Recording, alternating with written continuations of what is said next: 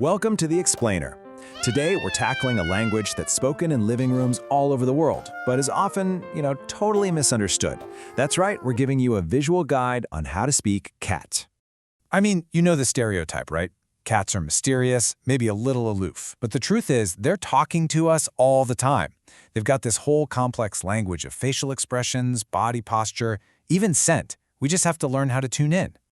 And this isn't just a fun little what if. According to veterinary guidelines, the stakes here are actually pretty high.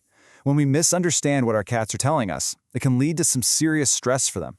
And that stress, it can cause real health problems and behavioral issues, which really damages that special bond we have with them. All right, so where do we start?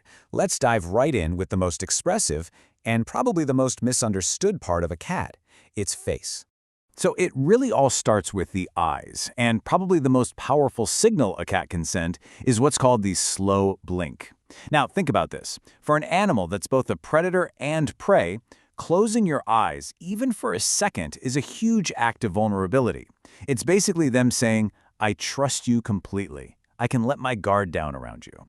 And hey, this isn't just some cute theory we made up, it's backed by science. What's so cool is that a 2020 study actually confirmed this. They found that when people slow blink at cats, the cats are way more likely to slow blink back and even come closer. It's a real, genuine conversation happening right there. Okay, next up, the ears. Think of them like little emotional satellites. If they're pointing forward or maybe swiveling around a bit to catch sounds, your cat is probably feeling pretty chill or just curious. But when those ears go flat and out to the sides, we call them airplane ears. That is a universal sign to back off. It means they are not happy. They're scared or really irritated. And what about whiskers? They're so much more than just feelers for tight spaces. Watch them. If a cat's curious, the whiskers will fan forward. If they're just relaxed and content, they'll be kind of straight out to the side. But if you see them pulled way back, flat against their cheeks, that's a huge warning sign. It's a key part of that "get away from me" face, signaling they're either scared or angry. All right, so we've covered the face, but the rest of the body tells an even bigger story. I mean, a cat's whole posture can change in a flash, and that gives you the full picture of what's going on in their head. You can think of a cat's tail as its emotional barometer. If that tail is held high and straight up, that's a happy, confident cat, no question. Now, if it's swishing or even thrashing back and forth, that's a sign of high alert. Could be excitement, but often it's frustration or annoyance. And then you've got that third one, the puffed up tail. And here it is in action. This is that classic Halloween cat pose, right? But here's the thing. It's not about being aggressive. It's 100% defense. That cat is absolutely terrified, and it's puffing up all its fur to look as big and scary as possible, hoping to scare off whatever's freaking it out. So their overall posture really gives you the context for everything else.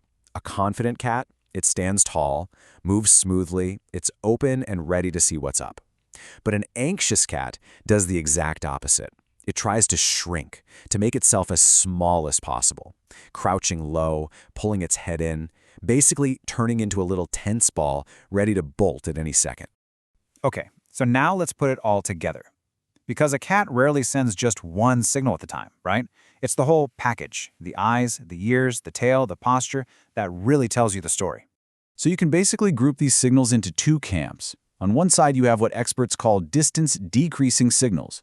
Think of them as invitations. A high tail, a relaxed body, those slow blinks. It's all saying, hey, come on over, it's cool. But on the other side, you have distance-increasing signals. A tense body, those airplane ears, a swishing tail. Those are all giant flashing signs that say, back off, I need my space. And facial rubbing, or bunting as it's called, is a perfect example of one of those come closer signals. When a cat rubs its cheeks on you, it's doing more than just being sweet.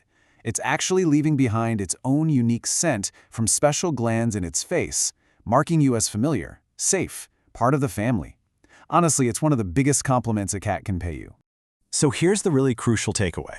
This isn't just about us passively reading their signals. Communication is a two-way street, right? We can actually learn to speak their language back to them to build an even stronger bond. So you can actually start one of these positive conversations yourself. Here's how.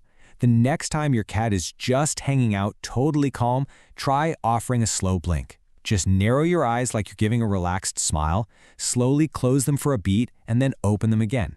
It's such a simple thing, but it tells them, hey, I'm not a threat, I'm comfortable with you.